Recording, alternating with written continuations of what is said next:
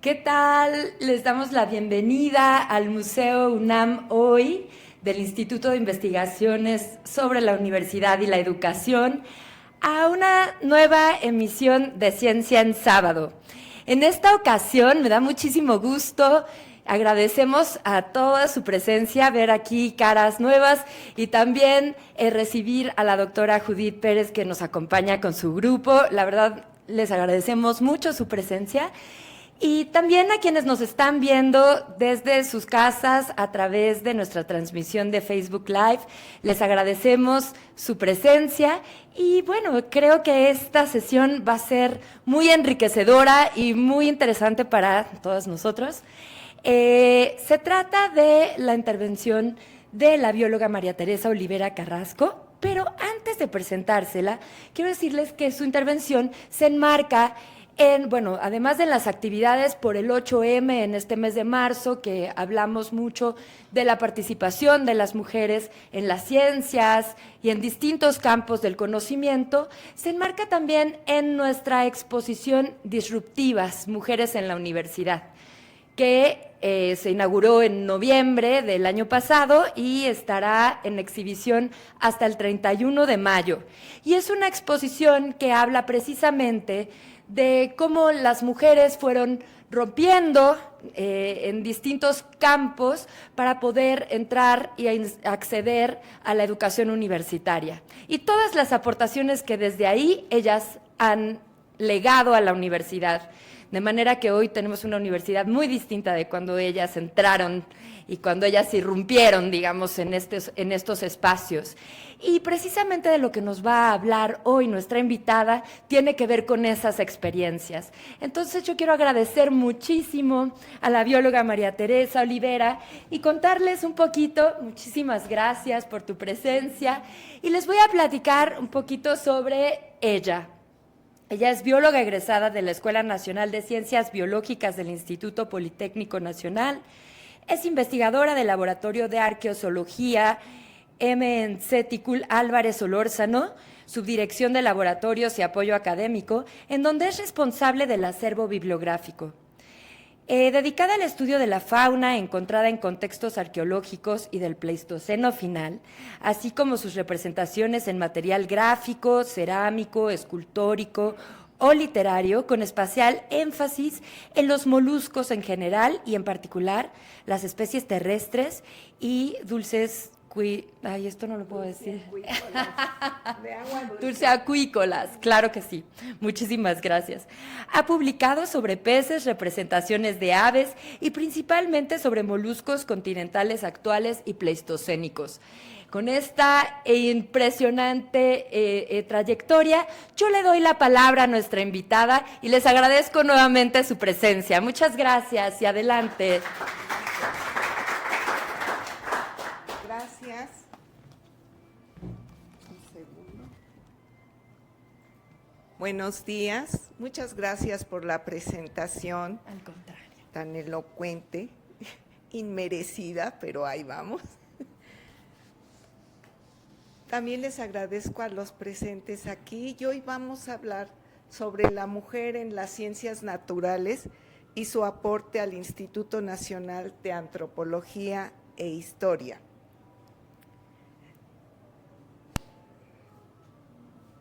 Empezaremos por ver qué son las ciencias naturales. Son disciplinas que estudian las leyes que rigen a la naturaleza por medio del método científico.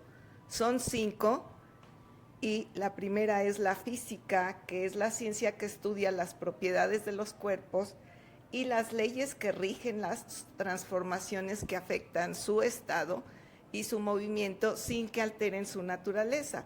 Entre ellas tenemos el magnetismo, la óptica, la mecánica cuántica. Tenemos también a la química, que es una ciencia que se encarga de analizar la composición y propiedades y estructuras de la materia y sus cambios por reacciones químicas. La astronomía, que es la rama de las ciencias que tiene por objeto el estudio de las estrellas, los planetas, los satélites y todos los cuerpos que existen en el universo y cómo se relacionan entre sí.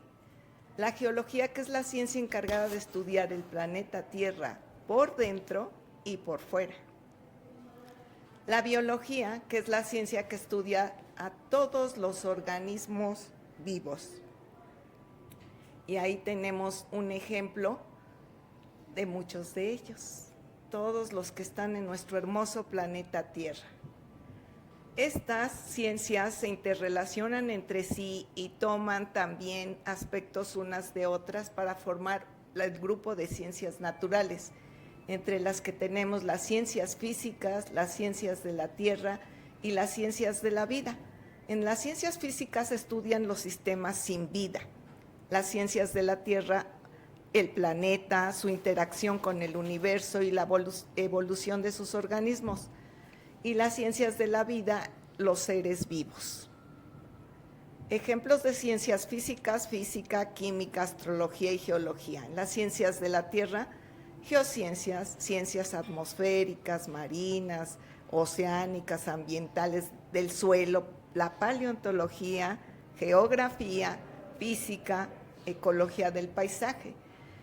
Y en las ciencias de la vida tenemos todos los tipos de biología: celular, evolutiva, estructural, molecular, sistemática, la bioquímica, medicina, todas las ramas de esta, la zoología, veterinaria, etcétera. Y sabemos que todas las culturas que se establecieron antes de ahora en nuestro país y en todo el mundo conocían estas ciencias, aunque no se les llamara como tal. Y la evidencia de que las utilizaban están sus construcciones, la cerámica, de donde debían de obtener la arcilla y todas las técnicas para hacerlas tan hermosas, las esculturas que hacían en piedra, tenían que saber de geología para obtener estos trozos, de la metalurgia, de dónde obtener el oro, cómo manejarlo, así como también plantas, animales, su manejo, uso, desde las flores, raíces, tallos, frutos, semillas y todos los materiales y técnicas para hacer cosas hermosas como esta máscara que observamos aquí, la máscara de Pacal. Y ahora veamos, pero ¿cuándo empezó estas ciencias de manera formal en nuestro país? Aquí les muestro una línea muy sencilla de tiempo, en donde del lado izquierdo está el nombre de la ciencia. La primera fecha es cuando se dio la primera clase oficial de la misma, y el segundo, la segunda fecha es cuando se tituló la primera mujer en esta ciencia.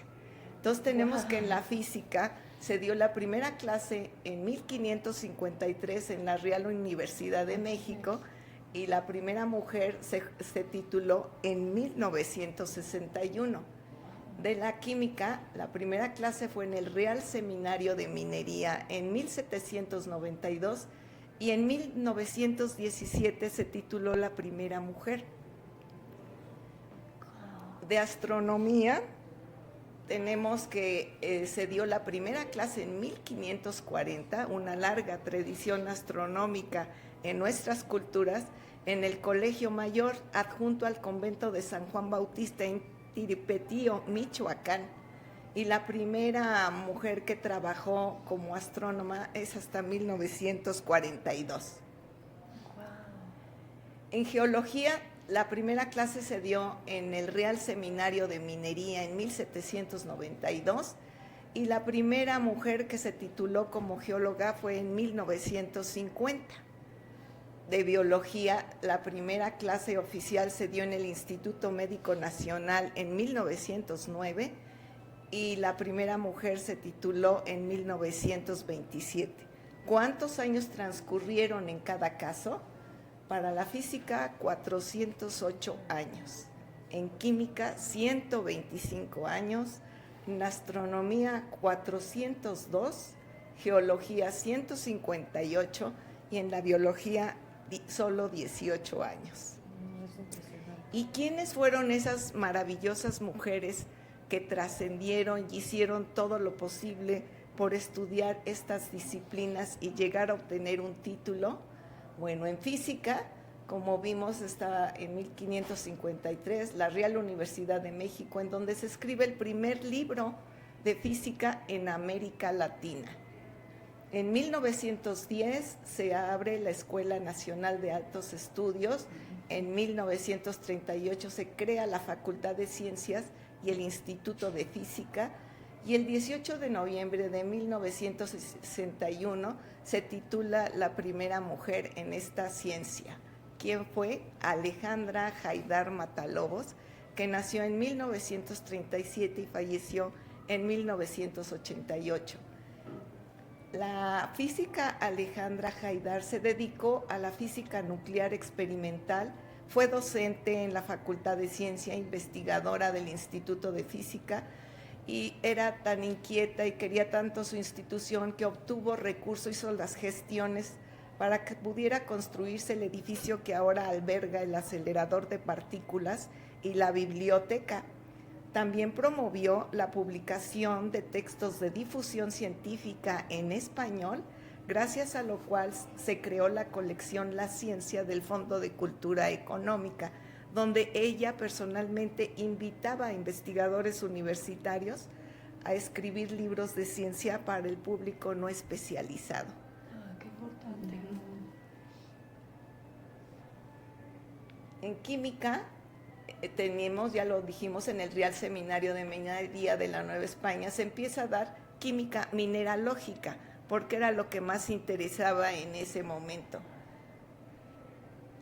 En 1848, Leopoldo del Río de la Loza escribe el primer tratado de química y en 1916 se crea la Escuela Nacional de Química Industrial. En 1917 pasó a ser parte de la universidad como Escuela Nacional de Ciencias e Industrias Químicas y en 1965 en Ciudad Universitaria obtuvo la categoría ya de Facultad de Química. El 3 de agosto de 1917 se titula La primer mujer como ingeniero químico, ensayador, apartador y beneficiador de metales y metalografistas en la Escuela de Ingenieros de Guadalajara. ¿Quién fue? Victoria de la Mora Vizcaíno, que nació en 1891 y falleció en 1974. Victoria de la Mora trabajó como docente 25 años porque en ese momento no encontró trabajo de su disciplina. Pero a partir de 1942, cuando ya habían cambiado un poco las cosas, pudo trabajar como jefe de control de calidad en la Unión Nacional de Productores de Azúcar, Sociedad Anónima, durante 28 años. Wow. En astronomía, en 1540 se enseñaron conceptos de astronomía geocéntrica, como les había mencionado, en Tiripetío, Michoacán. En 1637 ya se imparte la Cátedra de Astronomía y Matemáticas en la Real y Pontificia Universidad de México. En 1867 se inaugura el Observatorio Astronómico en el Palacio Nacional. Después cambió en 1878 al Castillo de Chapultepec y en 1908 se inaugura el nuevo edificio del Observatorio Astronómico Nacional de Tacubaya. En 1937, esta maravillosa mujer obtuvo el doctorado en astronomía en la Universidad de Estambul, Turquía. Wow. Fue Marie Paris Pismis, que nació en 1911 y falleció en 1999. Ella vino a México y en 1942 es la primera astrónoma de formación. Ella era armenia y se nacionalizó mexicana, que trabajó en el Observatorio Astrofísico Nacional de Tonantzintla, en Puebla. Pero ya en 1948 se incorpora al Observatorio de Tacubaya de la Universidad Nacional Autónoma de México, en donde ejerció durante 50 años. En geología, En 1792 se empieza a dar la primera clase. En 1833 surge la Escuela Nacional de Ingenieros. En 1888 la Comisión Geológica Mexicana. En 1891 el Instituto Geológico Mexicano. Y en 1950 se tituló la primera ingeniera geóloga en la Facultad de Ingeniería de la Escuela de Ingenieros de la Universidad Nacional, que está aquí en las calles de Tacuba. ¿Quién fue? Josefa Cuevas Aguilar. Nació en 1920 y falleció en 2010.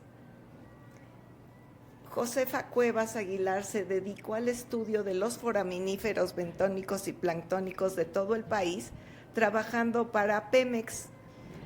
Y de ahí la envió el mismo Pemex al Instituto Mexicano del Petróleo, en donde dirigió la preparación de catálogos de foraminíferos planctónicos y bentónicos, en los que determinaba sus edades y su ambiente de depósito, de manera que caracterizaba los estratos, lo que permitió establecer unidades estratigráficas que ayudaron a los ingenieros petroleros a interpretar los estudios paleogeográficos y su relación con la presencia de hidrocarburos, porque son buenos indicadores, algunos de ellos, y de temporalidad también.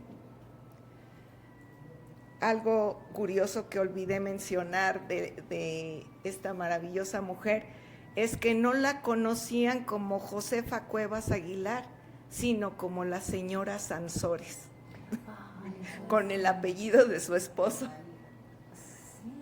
En biología, en 1902, Alfonso L. Herrera impartió la primera cátedra de biología formal en la Escuela Normal, en donde escribió el primer libro de texto. En 1909 surge formalmente la disciplina en el Instituto Médico Nacional y se forma una sección de biología que dirigió el mismo Alfonso Herrera. Ya en 1915 se funda la Dirección de Estudios Biológicos, que en 1929 se convierte en el Instituto de Biología de la UNAM. Para 1927, Elia Bravo Olis se titula como la primera bióloga en la Escuela Nacional de Altos Estudios, que después sería la Facultad de Filosofía y Letras, en donde ella obtiene el grado de maestra en ciencias en 1931. Después pasa a ser la Facultad de Ciencias. Elia Bravo Olis fue también curadora del herbario y se especializó en el estudio de las cactáceas mexicanas, de donde elaboró unos libros, unas monografías hermosas. Promovió la creación del Jardín Botánico de la UNAM y dentro de el Jardín del Desierto, que lleva su nombre y que dirigió en la década de los 60. En el año 2000 se creó la Reserva de la Biosfera de Meztitlán Hidalgo, en parte gracias al trabajo que allí desarrolló. Ella describió 60 taxas nuevos para la ciencia. ¿Cuándo se incorporan las ciencias naturales al Instituto Nacional de Antropología e Historia? Este instituto se creó el 3 de febrero de 1939 por decreto presidencial del general Lázaro Cárdenas del Río. Y allí se reunió el interés de 3 personas importantes: el prehistoriador Pablo Martínez del Río, el paleontólogo, geólogo y etnobiólogo Manuel Maldonado Coerdel, que fueron maestros del arqueólogo Luis Abeleira Arroyo y Anda, quienes hacen todo el esfuerzo y gestiones para crear la Dirección de Prehistoria, debido a que la arqueología prehistórica no tiene monumentos como la arqueología prehispánica, y entonces para su estudio no es suficiente la visión del arqueólogo, sino que se requiere el conocimiento de geólogos, biólogos, químicos, para entender el contexto y qué sucedió allí. Por eso ellos decidieron que había que crear un lugar en donde se dedicara específicamente a la arqueología prehistórica, y esto se logra en 1952, y el edificio está en esta misma calle al final, en la calle de Moneda, número 14 y 16. Y esta es su fachada. El objetivo era estudiar las etapas más antiguas del desarrollo cultural y su marco ecológico, y se privilegió al principio la búsqueda de megafauna y su asociación con el humano. Después se dieron cuenta que había que ampliarlo y ya no era necesario que hubiera megafauna para realizar estos estudios.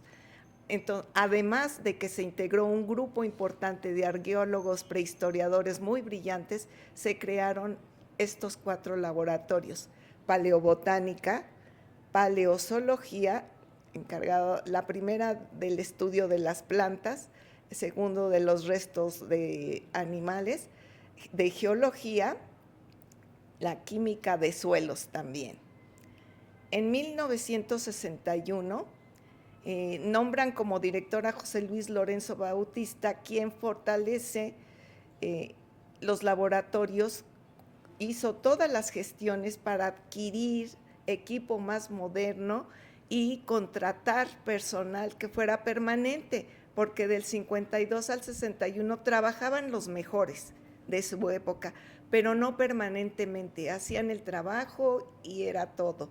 No había quien estuviera de manera permanente en esos laboratorios hasta que hizo las gestiones el profesor.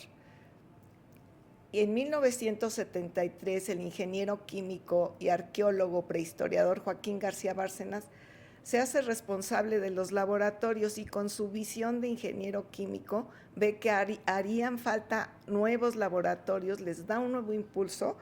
Es su jefe, es el director del Departamento de Prehistoria en 1978, y crea los laboratorios de fechamiento por carbono 14 y el de espectrometría y difracción de rayos X.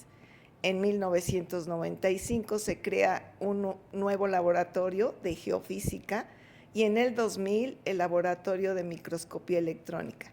Cabe resaltar que estos últimos 4 laboratorios se lograron crear gracias a la generosa donación del gobierno de Japón de los equipos. Pero veamos quiénes fueron las primeras mujeres que trabajaron en estos laboratorios. En el laboratorio de paleobotánica se nombró el jefe del laboratorio en 1965, pero el primer trabajo sobre botánica lo hizo Mónica Bob Oeste, que era palinóloga, es decir, estudiaba el polen de las plantas. Y su trabajo se llama La paleobotánica, sus métodos y aplicaciones, y lo publicó en los cuadernos que se elaboraban en la Dirección de Prehistoria. En paleozoología se nombró el jefe en 1963, y la primera mujer que hizo un trabajo de investigación fue la bióloga Clemencia Aviña en 1969. Se publicó en los cuadernos de paleoecología y se nombra Notas sobre carnívoros fósiles del Pleistoceno de México. En química de suelos, hasta 1967 se nombra al jefe de laboratorio, y ahí han trabajado 2 mujeres, Alicia Rosas y Laura Ávila de la Cadena, ambas químicas, y no sabemos mucho más de ellas. En el laboratorio de fechamiento se creó en se empiezan a hacer los preparativos en 1979, y se contrata a la ingeniero químico Magdalena de los Ríos Paredes, que sigue siendo la jefe hasta la fecha. En geología, el jefe de laboratorio se contrató en 1968, y hasta 2015 ingresó una mujer en ese laboratorio, Alba Azucena Barrios Ruiz. Ahora veamos que de un total de 850 investigadores que hay en el INAH, solo 40 son licenciados en alguna de las ciencias naturales, que representa solo el 4.7%. Y aquí en esta gráfica podemos ver que somos 18 mujeres. En verde vemos que son 15 biólogas, en amarillo 3 químicas y no hay ninguna geóloga. De varones son 11 biólogos, 5 químicos y 6 geólogos, para un total de 26 biólogos, 8 químicos y 6 geólogos. Ahora les voy a mencionar las mujeres que trabajan en el Instituto de Antropología, empezando de norte a sur. En el Centro INA Baja California está la bióloga Andrea Guía Ramírez, que ingresó en el 2002, y ella es responsable de la sección arqueozoológica y paleontológica de Baja California. Ahí realiza la identificación de la fauna, análisis de materiales y procesos productivos a partir de las excavaciones e investigaciones arqueológicas que se realizan. Aquí les pongo un ejemplo del material que ella investiga, separa, estudia, y también creó las colecciones de invertebrados de referencia, de invertebrados y vertebrados del Centro INA Baja California. Actualmente también realiza la actualización y registro de todas las piezas paleontológicas que están en la colección del Centro INA y que nada más habían sido encontradas y acumuladas, pero ahora ella las está identificando y registrando, además de que colabora en todos los proyectos arqueológicos en donde se requiere su participación. En el Centro INA Coahuila trabaja la maestra en ciencias Felisa Josefina Aguilar Arellano, que ingresó en 2004. Ella es la primera paleontóloga contratada en el INA. Gracias a su trabajo se abre la primera zona paleontológica en Rincón, Colorado, porque hay huellas de dinosaurios, restos de los mismos y también nidos. Es un lugar interesante. También presidió el Consejo de Paleontología, en donde hizo un avance maravilloso en sus actividades, y ahora es responsable académica del Centro de Investigación, en donde se alojan y estudian los restos paleontológicos que se han recuperado en el sitio en donde se construyó el aeropuerto internacional Felipe Ángeles, en donde hay una cantidad enorme, se calcula más o menos 1,200 mamuts, además de otras especies muy interesantes de megafauna y también fauna menor y microfauna. También es coautora de la descripción del hadrosaurio, que son los dinosaurios con pico de pato que les llaman, Tatolophus galorum, y que se encontró en Rincón, Colorado, y ha realizado una gran labor en la difusión de la paleontología en México y en la defensa y legislación de nuestro patrimonio paleontológico. El INA, en el Centro INA Morelos, tiene un jardín etnobotánico y museo de medicina tradicional, en donde trabajan 3 biólogas. Vean qué lugar tan hermoso. El Centro INA Morelos está la bióloga Macrina Fuentes Mata. Ella se dedica a obtener información histórica de las plantas del jardín, plantas medicinales que se venden en los mercados de Morelos, plantas medicinales reportados también en la fuente histórica de Francisco Hernández, y sobre todo de la región que hoy conocemos como el estado de Morelos.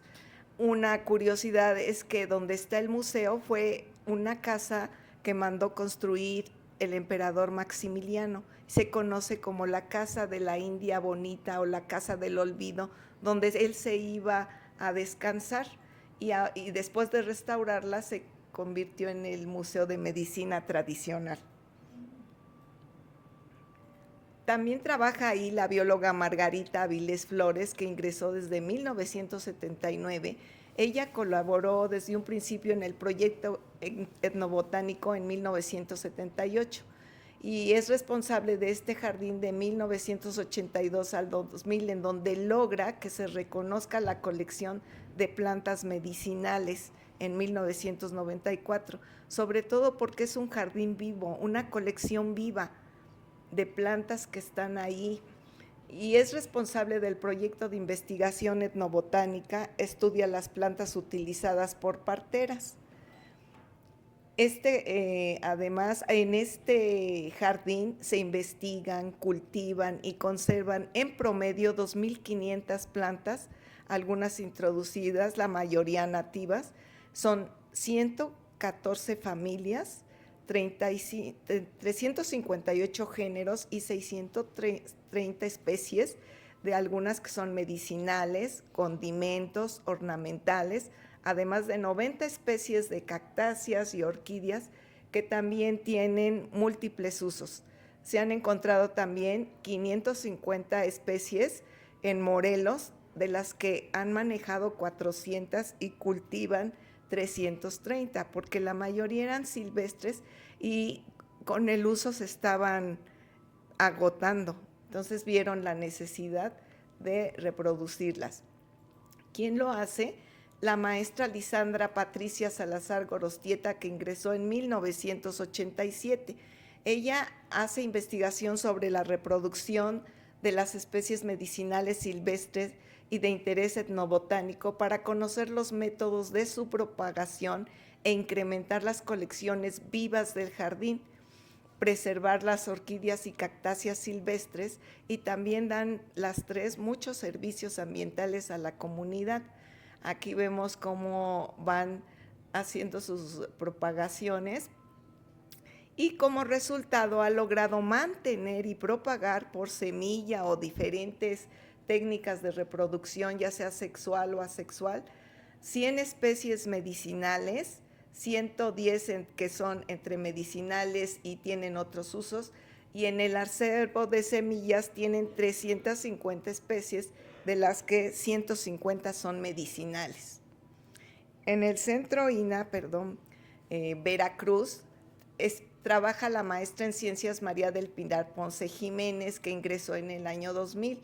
Ella trabaja en el área de conservación e investigación en conservación. Como tema de investigación estudia el biodeterioro del hule arqueológico, papel, documentos antiguos y también su deterioro, así como de otros materiales orgánicos. Ella está promoviendo proyectos de investigación y conservación del patrimonio arqueológico, antropológico e histórico de la nación, y da seguimiento ahora también al proceso de estabilización y conservación de los materiales paleontológicos que han encontrado en Veracruz y que por el momento están siendo este trabajo en el Centro INA Puebla.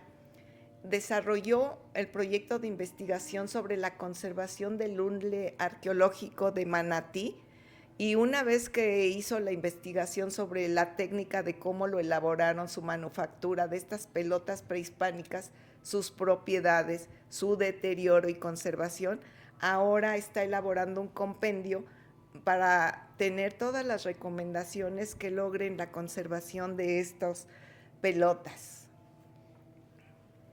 En la Escuela Nacional de Conservación y Restauración Manuel del Castillo Negrete, que se encuentra aquí en la Ciudad de México, trabaja la maestra en ciencias Ana Laura Velar Carmona, que ingresó en el 2019, es muy joven. Ella se dedica a docencia, pero también investigación, y está creando las colecciones científicas de comparación. Realiza análisis de materiales orgánicos y su deterioro biológico en las obras culturales para lograr su conservación y restauración, ya sea papel, madera, piel, en fin. Estudia madera, carbón y fibras y frutos, y imparte clases de fibras y biodeterioro en el tercer semestre, y en el cuarto semestre maderas y biodeterioro. También ha realizado investigaciones sobre la metodología integral para la identificación de fibras liberianas, que son aquellas con las que se puede tejer, y de lino y cáñamo en los soportes de pinturas novohispanas. Está realizando la investigación biológica e histórica de materia prima de origen orgánico y la formación de una colección de docencia y otra de investigación, tanto de estas materias primas como de los organismos que generan su deterioro. Tenemos también a la maestra en ciencias Imelda Perla García Hernández, que ingresó en el 2024. Ella es especialista en preparación de ejemplares de vertebrados y manejo de colecciones científicas. Ha incursionado en el estudio de corales, pero su especialización es en maderas fósiles y arqueológicas, también recientes. Estudia los demás materiales orgánicos y su biodeterioro. Imparte también las clases de fibras y biodeterioro y maderas y biodeterioro. Ha realizado una importante investigación sobre las maderas fósiles de la Formación San Carlos en el Cretácico Superior en Chihuahua, México, en colaboración con otros investigadores. En la Coordinación de Conservación del Patrimonio Cultural, también en la Ciudad de México, tenemos a la maestra en ciencia Gloria Vera Calderón, que ingresó en 1967 y es química, que está dedicada a la conservación y restauración. Y también la maestra en ciencias Rosa María Burgos Chaidez, que ingresó en el 2015. Ella está en el Laboratorio de Biología Aplicada a la Conservación. Estudia los organismos que causan el biodeterioro y estudios ecológicos breves. Es especialista en insectos, especialmente termitas, y participa en muchos talleres, impartición de conferencias. Aquí vemos la madera atacada y el organismo que la está causando el biodeterioro. También por lo mismo está creando una colección de comparación en donde preserva los organismos tanto en seco como en espíritu, es decir, en líquido. En la Dirección de Salvamento Arqueológico trabaja la maestra en arqueología y bióloga Alicia Blanco Padilla, que ingresó en 1973. Ella fue la primera investigadora de la sección de biología de esta dirección y realiza estudios arqueozoológicos, es decir, estudio de la fauna encontrada en las excavaciones arqueológicas, de iconografía, esto es, las imágenes, su estudio y qué simbolizan, y el patrón de asentamiento arqueológico. Ha desarrollado una gran labor en los salvamentos, porque ahí realiza la identificación de los materiales de vertebrados que son recuperados, y una de sus investigaciones más importantes es el estudio de los cánidos arqueológicos del México prehispánico, que es el libro de la derecha. Participó durante años en el seminario de iconografía que coordinaba la doctora Beatriz Barba Watson, con quien coordinó 2 publicaciones en donde hay interesantes artículos. En la Subdirección de Laboratorios y Apoyo Académico, que fue antes la Dirección de Prehistoria, tenemos el Laboratorio de Arqueobotánica, que se dedica al estudio de macro y micro restos vegetales que se recuperan en todas estas excavaciones para conocer el ambiente en que habitaron esas comunidades y también las relaciones que establecieron estas personas, el hombre con la flora, ya sea como alimento, medicina, materia prima, y también en el aspecto cosmogónico y ritual. Entonces estudian el polen, fitolitos, semillas, madera fósil, madera actual, fibras, plantas, tanto flores, frutos, raíces, hojas, todo, así como su uso en la simbología prehispánica. Ahí trabaja la doctora Aurora Montúfar López desde 1972. Ella inició con análisis de polen y después lo amplió a macrorestos, esto es semillas, frutos, flores, y es responsable de la colección arqueobotánica, que tenemos una imagen abajo a la izquierda, y en 1991 inicia su colaboración en el proyecto Templo Mayor y Arqueología Urbana. Esto le ha permitido estudiar las plantas que se utilizaban en las ofrendas de estos recintos sagrados, y de estas ha recuperado tanto semillas, resinas, fibras, textiles, espinas, entre otros elementos, y ha logrado definir el uso ritual de las plantas comestibles.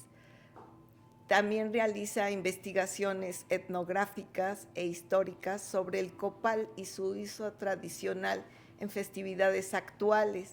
También estudia las plantas en el arte rupestre y las representaciones arqueológicas.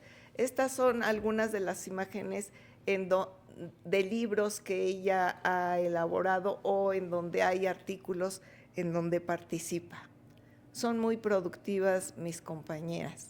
La maestra en ciencias Susana López Chelhuantzin ingresó en 1982. Estudia también micro y macrorestos botánicos de muy diversos sitios arqueológicos y paleontológicos, es decir, fauna fósil, en este caso flora fósil. Trabajo que ha producido conocimientos sobre las interacciones de los grupos prehistóricos y prehispánicos con su ambiente, con los ecosistemas vegetales en los que habitaron. En 2008 ella inicia su participación en un estudio muy interesante interdisciplinario de códices, en donde realiza la identificación de fibras con las que se elaboraron estos códices, los pigmentos vegetales que se han utilizado para ilustrarlos, así como las especies representadas, como es el caso del códice maya, ahora conocido, que antes se conocía como Gloriel, el códice Aubin o Tonalámatl, en donde un grupo, ella incluida, encontraron las fibras con que fueron elaborados y las plantas con que se obtuvieron los colores de algunos de los tintes utilizados, así como la identificación de las plantas, corroboración de las especies en el códice florentino. Actualmente dirige el proyecto Análisis Arqueobotánico de Materiales Recuperados en el Estado de Guerrero, con estudios con técnicas genéticas forenses que van a obtener el material de unos guaraches que se encontraron en el Estado de Guerrero. Y también ha incursionado como escribiendo biografías en historia inédita de un tlaxcalteca revolucionario. En el Laboratorio de Arqueozoología, maestro en ciencias Ticul Álvarez Solórzano, su objetivo es conocer la relación que el hombre establece con la fauna por medio del estudio de los restos que se encuentran en los contextos arqueológicos, así como inferir el ambiente en el que las comunidades que habitaron México se desarrollaron. Los estudios tafonómicos, que son aquellos de saber qué pasó con el ejemplar, el animal desde que muere hasta que vuelve a ser encontrado en un contexto arqueológico. Y aquí tenemos huesos arqueológicos, huesos también paleontológicos del Pleistoceno, moluscos que fueron elaborados, sus representaciones de la fauna, escamas, también en su representación en esculturas y estudios de tegumentos, por ejemplo, en este escudo que está elaborado con piel, pelo, plumas, y se hace todo ese estudio para poder conocerlos bien, y así como reconstrucciones paleoambientales. Con el estudio de toda esa fauna se puede inferir cómo fue el ambiente en esos, sí, y cómo vivían y qué comían y las relaciones que tenían con la fauna. Ahí trabaja la bióloga Norma Valentín Maldonado, que ingresó en 1978. Ella estudia arqueofauna de todo el país, de vertebrados y de moluscos. Es especialista en anfibios y reptiles. Forma parte del equipo que estudia la fauna del Templo Mayor de Tenochtitlán, que la tenemos aquí junto, y del proyecto de arqueología urbana. Colabora con el proyecto también Técnicas de Manufactura de los Objetos de Concha del México Prehispánico, y con este proyecto han estudiado numerosas colecciones de todo el país, lo que ha dado origen a muchas publicaciones y también ha funcionado como sitio de aprendizaje para otros investigadores e interesados en el tema, lo que ha dado como resultado muchas tesis profesionales y de grado. También es responsable del archivo del laboratorio. ¿No quiere?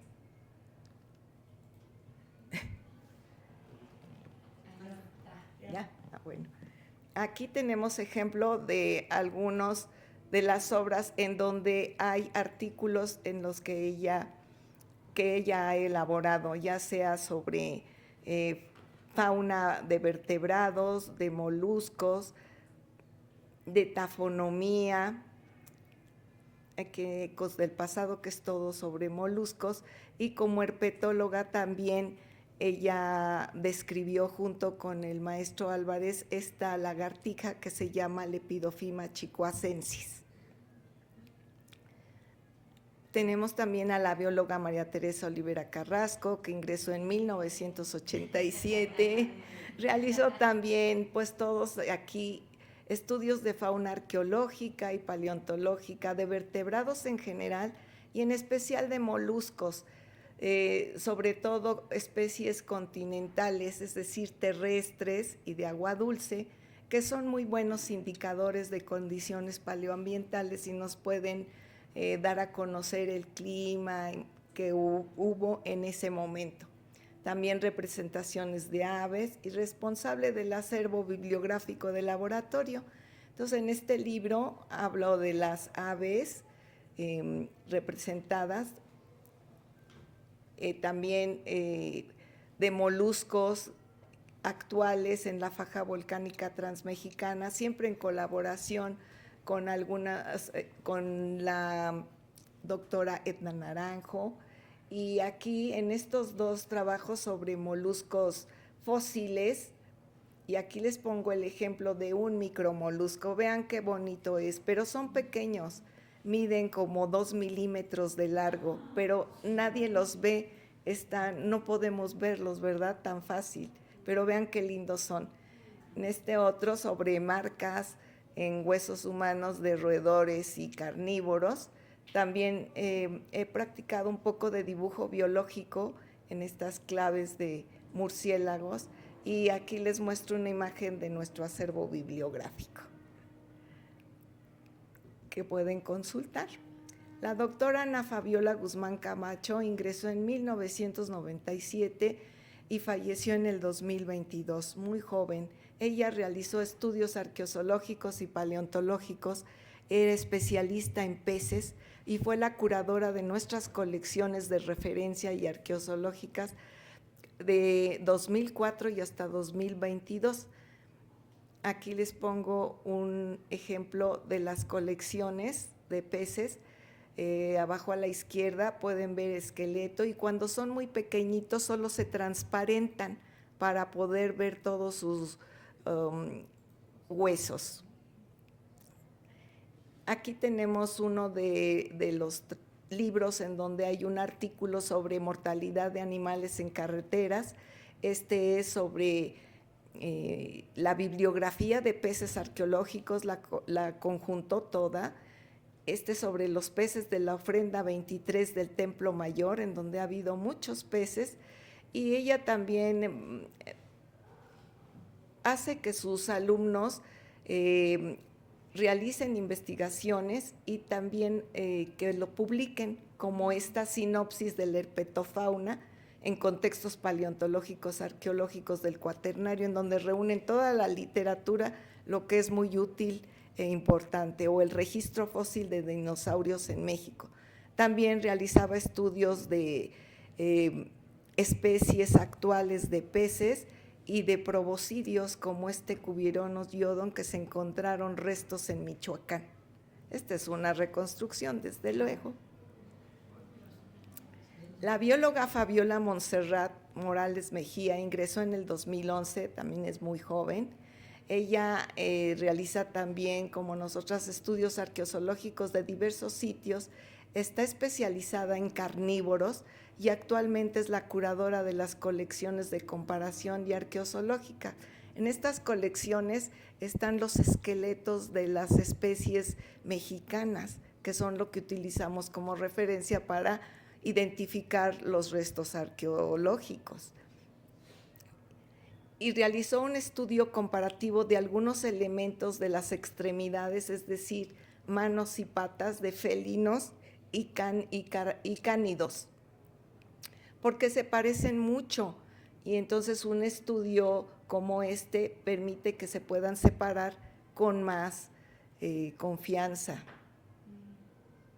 Son muy útiles. Aquí les muestro una imagen de nuestras colecciones en donde en la parte de arriba pueden ver los cráneos porque estos no caben en cajas y abajo están el resto de los esqueletos completos. Este es otra imagen, pero de las especies pequeñas como los murciélagos. Es una tarea muy importante y muy dedicada, en donde ella tiene que ver desde que se preparan las especies hasta que se obtiene el esqueleto, bueno, desde un principio su identificación que sea correcta, sexados, medidos, pesados, y después la preparación hasta que queden así de bonitos en una caja, la elaboración de las etiquetas, el catálogo científico y también de los moluscos. Aunque ella no hace todo, tiene que verificar que se haga todo con mucha precisión, que haya los menos errores posibles. Y también ha publicado sus investigaciones, y aquí tenemos en este libro de los animales del recinto sagrado de Tenochtitlán, publica un artículo en donde hablan de los restos de una comilona que hubo allí, en el Templo Mayor. El laboratorio de fechamiento, su objetivo es la datación para aplicaciones arqueológicas y geológicas, en fechamiento por radiocarbono y termoluminiscencia, seriación y autentificación por termoluminiscencia y seriación por contenido de uranio en dientes. Ahí trabaja la ingeniera química Magdalena de los Ríos Paredes desde 1979 y ha realizado 3.500 fechamientos, una tarea continua que también tiene que hacer, porque es la única en el laboratorio, es vigilar la seguridad química y radiológica, y también ha hecho la adaptación del laboratorio para su correcto funcionamiento. Con todos los datos obtenidos, ella se ha dado a la tarea de elaborar un mapa interactivo con todos los fechamientos, de dónde son, de dónde, qué fue lo que fechó, y junto con los arqueólogos obtiene maravillosos resultados. Este mapa puede ser visitado en esta liga. Y también publicó este libro sobre la termoluminiscencia en los fechamientos.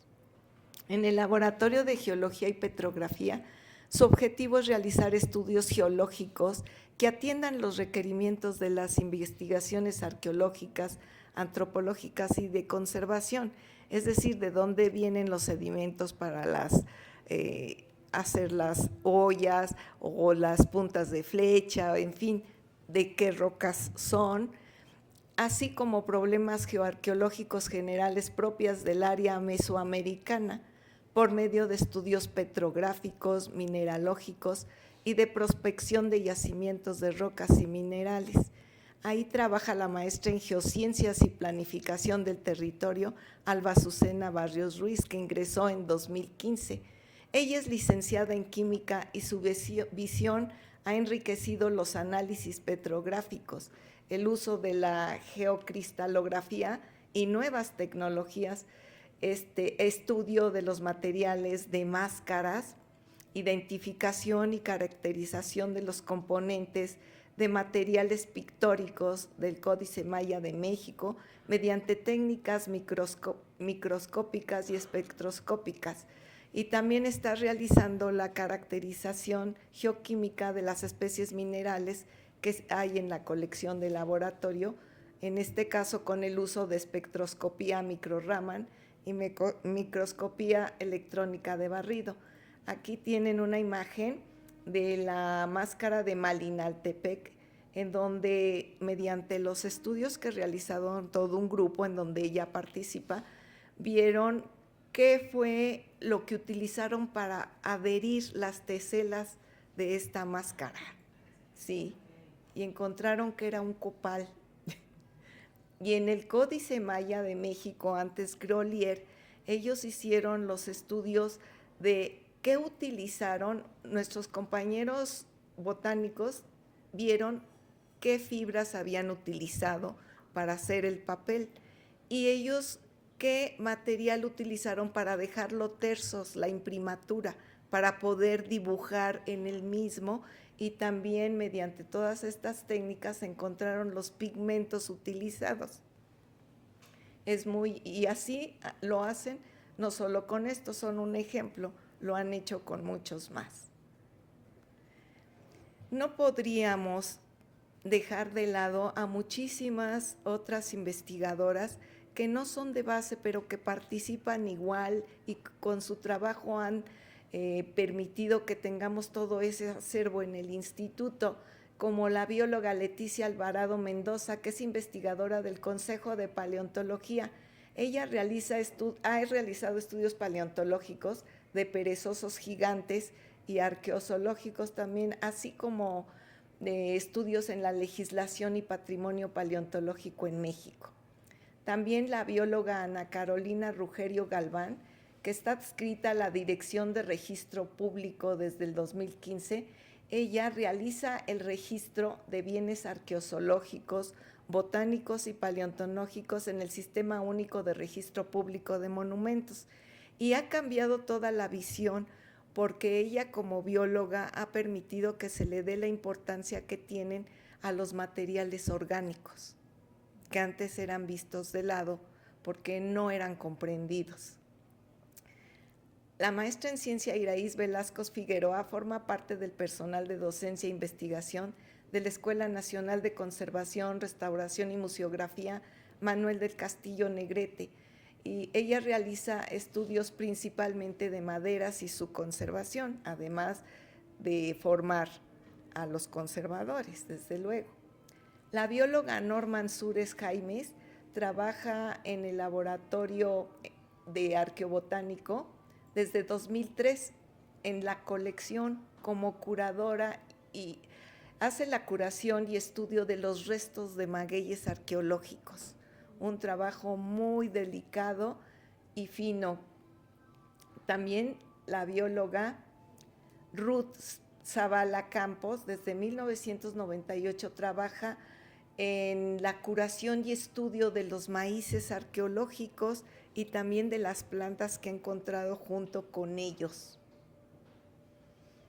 La bióloga Belén Zúñiga Arellano, desde hace más de 12 años, trabaja para el proyecto del Museo de Templo Mayor como especialista en el estudio de moluscos y equinodermos, porque en las ofrendas de Templo Mayor la cantidad de moluscos y equinodermos, que son estrellas de mar y erizos, son muy abundantes. No podríamos dejar de lado a muchísimas mujeres que han participado en el trabajo técnico como servicio social, tesistas o colaboradoras porque están interesadas en los temas, y las asesoras, porque no todo lo sabemos y siempre tenemos que recurrir a especialistas en temas específicos. Entonces, gracias a todas ellas es que se ha podido avanzar en el estudio de todo esto que les he presentado el día de hoy, y con esto termino la plática y con estas conclusiones. Pues las ciencias naturales se integran al INAH con la creación de la Dirección de Prehistoria en 1952. El primer trabajo realizado por una mujer en estas áreas fue por la palinóloga Mónica Bob Oestes en 1961. La participación de la mujer en el INAH desde la creación oficial de la biología en 1902 tardó 59 años, de la química 187 años, de la geología 323 años. Y de la creación de la Dirección de Prehistoria en 1952 pasaron 9 años para que participara una mujer y 15 años para la primera contratación formal. Las investigadores del INAH con formación en ciencias naturales, sin considerar a los que trabajan por contrato, porque desconocemos quiénes son 40 y representan el 4.7% de 850. La presencia de 18 mujeres en el área de ciencias naturales en el INAH significa el 2.1%. Y existe participación de la mujer en los laboratorios de arqueobotánica, arqueozoología, fechamiento, química de suelos y petrografía. Al trabajo de las investigadoras de base se suma el que realizan quienes trabajan por contrato, como técnicas, servicio social, tesistas, asesoras y colaboradoras. Y les doy muchas gracias por su atención.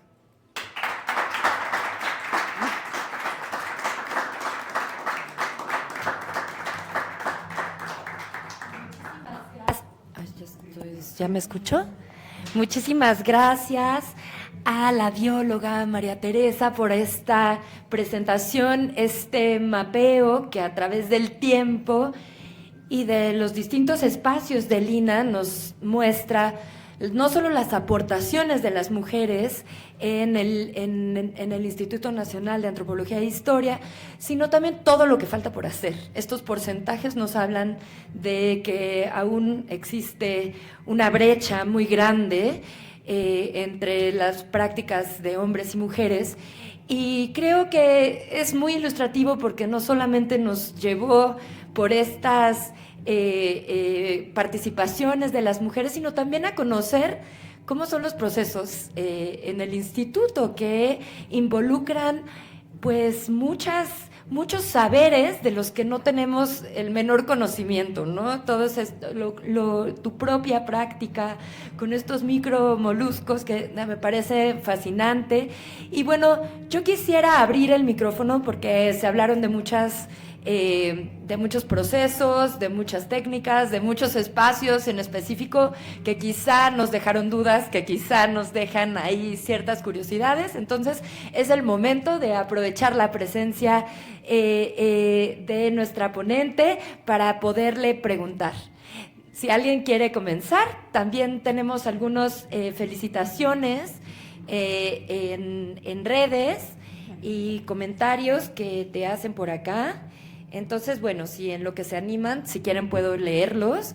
Si alguien tiene una pregunta, también podemos abrirla.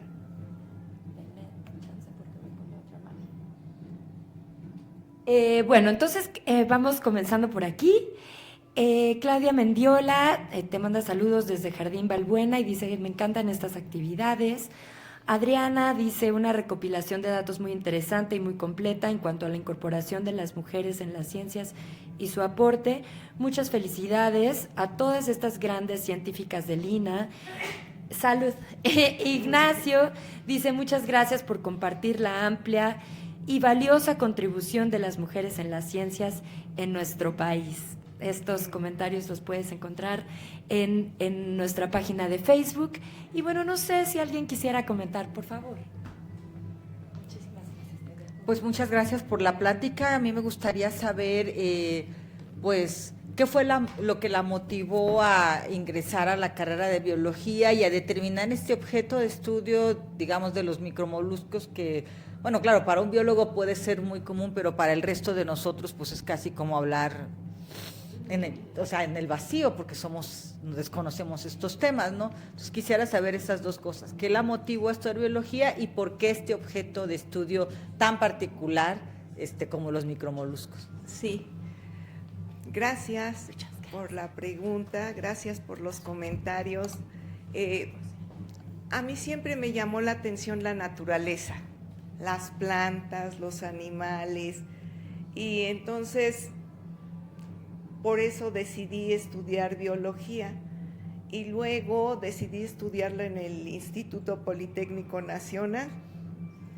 Allí trabajaba el maestro Ticul Álvarez Solórzano, Óscar J. Polaco, que también trabajó en ese laboratorio. Fueron mis maestros, invitaron a hacer servicio social en este laboratorio y me pusieron a separar sedimentos en donde estaban esos micromoluscos, y al verlos tan pequeñitos y tan bonitos, pues me empezó a llamar la atención. Casi nadie los estudiaba en ese entonces, bueno, ahora tampoco. y entonces todo esto, al ver la diversidad que no podemos ver, la mayoría pasan inadvertidos porque están entre el suelo o en la base de las plantas o en el envés de las hojas y tan pequeñitos.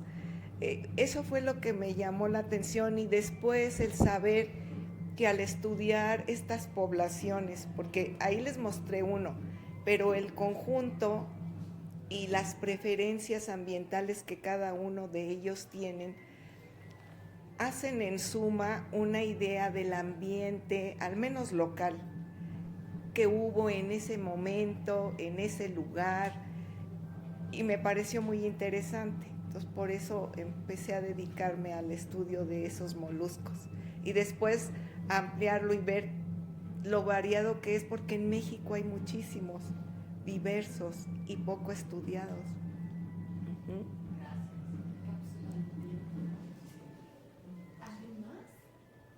Algo que olvidé comentarles y que es importante es que vean, el instituto tiene un centro INAH en cada estado, o sea, 32. ¿Y en cuántos hay investigadores de las ciencias naturales? Debería de haber en todos, y sin embargo solo hay en 4 o 5. O sea, es una tarea pendiente, porque es mucho lo que... Nuestro país es toda una zona arqueológica, todo. Y se requiere de muchos investigadores para conocer a fondo esto. Y como partimos del conocimiento de la flora y fauna actual, pues también es necesario conocer la fauna actual para poder saber qué es lo que se encuentra en los estratos arqueológicos y paleontológicos.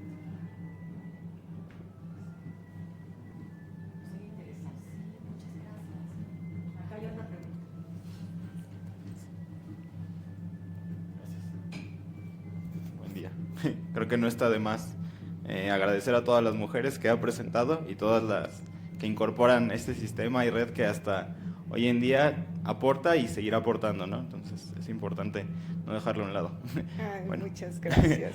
Bueno, mi duda en este momento es justo, ¿en qué momento en un momento comentó la incorporación o... Sí, en cuanto a ilustración de aves, ¿hace cuánto fue que lo comenzó a practicar? ¿O cómo fue que, así como con los moluscos, tuvo el interés? ¿Cómo nació? Bueno, en la escuela tomé la clase de dibujo biológico y me gustó. Entonces tiene uno cierta facilidad. Y el maestro Tículo Álvarez estaba elaborando las claves de murciélagos y necesitaba que le ilustraran. Entonces me pidió que hiciera esos dibujos y por eso empecé a incursionar. No he hecho muchos más, pero los dibujos que llego a utilizar en algunas publicaciones, pues los hago yo. Eso es, pero no mucho más que dijera que en realidad estoy practicándolo constantemente. Pero la mayoría de los que realizan este tipo de dibujos, muchos son biólogos, pues, porque hay que entender ciertas características y todo eso. Sí.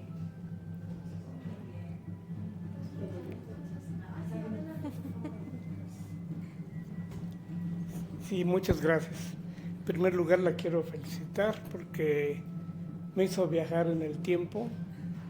Yo conocí a algunas de las grandes mujeres que presentó, sobre todo la señora Sansores, que hasta ahorita me enteré de su nombre,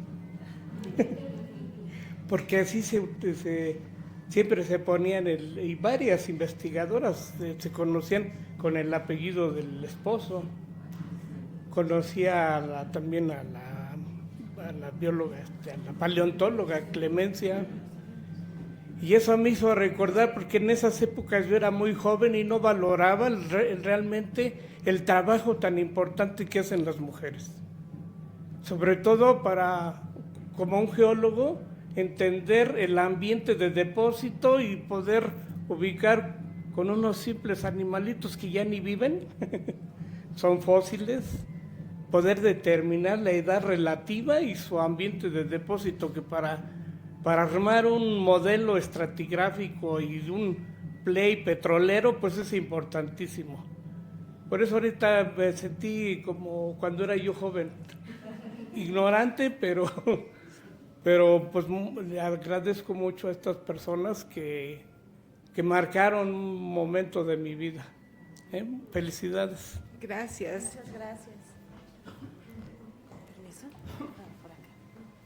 Muchas gracias. Muchas felicidades, María Teresa.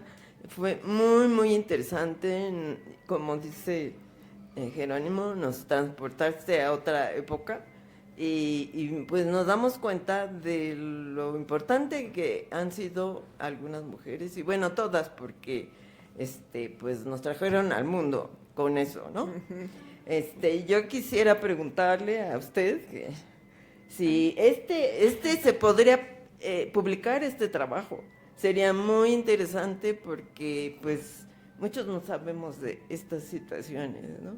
Entonces sería muy interesante que se publicara, no sé si es posible. Lamentablemente nosotros no tenemos la posibilidad desde el museo de publicar, no tenemos ese espacio, pero lo que sí tenemos es la posibilidad de compartir esta charla que queda grabada, que queda en nuestras redes y que se puede compartir. Por favor, les pedimos que también nos ayuden a difundirla.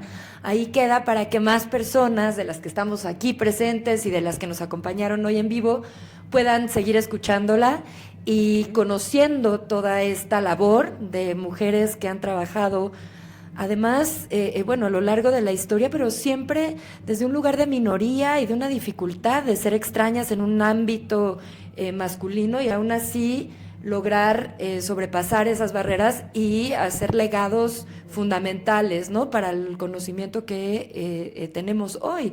Entonces me parece una charla fantástica y sin duda importante para poder continuar difundiéndola. Muchas gracias. Además, otra cosa, cada una de ellas, las que fueron la primera física, no solo fueron en contra de todo lo del momento, que las mujeres no estudiaban, que los papás no querían, todo eso, sino que fueron de lo más brillante en su momento. Obtenían por primera vez los premios a la mejor estudiante, así siendo mujeres, ¿no? Y la señora Sansores estudió junto con su esposo y fue tan brillante como él. Claro, pero ¿quién se conoce, no? ¿De quién se guarda memoria? Así es, y no fue tan fácil encontrar información de alguna de ellas, ni siquiera de mis compañeras contemporáneas, y eso nos dice que hay una tarea pendiente por hacer. Totalmente. Pues yo creo que con estas palabras que son muy contundentes y que nos hablan de la importancia, vamos a cerrar esta sesión. Yo le agradezco muchísimo a nuestra invitada. Les damos en nombre del museo, del instituto, del ISUE, queremos darte un reconocimiento y un regalito bibliográfico. Y un aplauso, por favor.